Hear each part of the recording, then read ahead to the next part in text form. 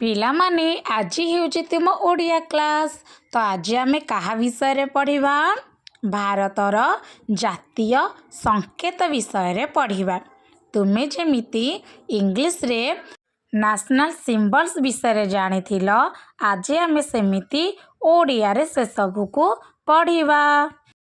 ଭାରତର ଜାତୀୟ ପଶୁର ନାମ କ'ଣ? କିଏ କହିପାରିବ? ବାଘ। ଭାରତର ଜାତୀୟ ପଶୁର ନାମ ହେଉଛି ବାଘ। ପିଲାମାନେ ତୁମେ ସବୁ ବାଘ ଦେଖିଛ? ବାଘ କେଉଁଠି ରହେ? ଜଙ୍ଗଲରେ।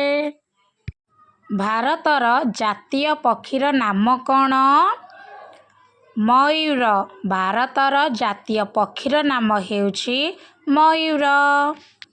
ମୟୂର ଦେଖିବାକୁ ତ ବହୁତ ସୁନ୍ଦର। ତୁମେମାନେ ସବୁ ଦେଖିଛ? ମୁଁ ତ ଦେଖିଛି। ଭାରତର ଜାତୀୟ ଫୁଲର ନାମ କ'ଣ? ପଦ୍ମ ଫୁଲ। ଭାରତର ଜାତୀୟ ଫୁଲର ନାମ ହେଉଛି ପଦ୍ମ। ଭାରତର ଜାତୀୟ ଫଳର ନାମ କ'ଣ? ଆମ୍ବ। ଭାରତର ଜାତୀୟ ଫଳର ନାମ ହେଉଛି ଆମ୍ବ। ତୁମେମାନେ ତ ସବୁ ଆମ୍ବ ଖାଇଥିବ। କେମିତି ଲାଗେ? କିଛି ଖଟା ଆଉ କିଛି ମିଠା। ଭାରତର ଜାତୀୟ ପତାକାର ନାମ କ'ଣ? ତ୍ରିରଙ୍ଗା। ପିଲାମାନେ ତ୍ରିରଙ୍ଗାରେ କେତୋଟି ରଙ୍ଗ ଅଛି? 3ଟି। କମଳା, ଧଳା, ସବୁଜ ରଙ୍ଗ। ପତାକାର ମଝିରେ ଥିବା ସେ ଚକ୍ରର ନାମ କ'ଣ? ଅଶୋକ ଚକ୍ର। ଭାରତର ଜାତୀୟ ସଙ୍ଗୀତର ନାମ କ'ଣ?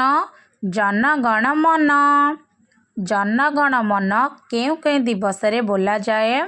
ସ୍ୱାଧୀନତା ଦିବସ, ସାଧାରଣତନ୍ତ୍ର ଦିବସରେ ବୋଲାଯାଏ। ଭାରତର ଜାତୀୟ କ୍ରୀଡ଼ାର ନାମ କ'ଣ? ହକି। ଭାରତର ଜାତୀୟ କ୍ରୀଡ଼ାର ନାମ ହେଉଛି ହକି। ଭାରତର ଜାତିର ପିତାର ନାମ କ'ଣ? ମହାତ୍ମା ଗାନ୍ଧୀ। ମହାତ୍ମା ଗାନ୍ଧୀ ହେଉଛନ୍ତି ଜାତିର ପିତା। ଭାରତର ଜାତୀୟ ଧ୍ୱନିର ନାମ କ'ଣ? ଶଙ୍ଖ ଧ୍ୱନି। ଭାରତର ଜାତୀୟ ଧ୍ୱନିର ନାମ ହେଉଛି ଶଙ୍ଖ। ଭାରତର ଜାତୀୟ ଜୀବିକା କ'ଣ? କୃଷି ମାନେ ଚାଷ କାମ। ଯେଉଁମାନେ କୃଷି କାମ କରନ୍ତି ସେମାନଙ୍କୁ କ'ଣ କୁହାଯାଏ? କୃଷକ।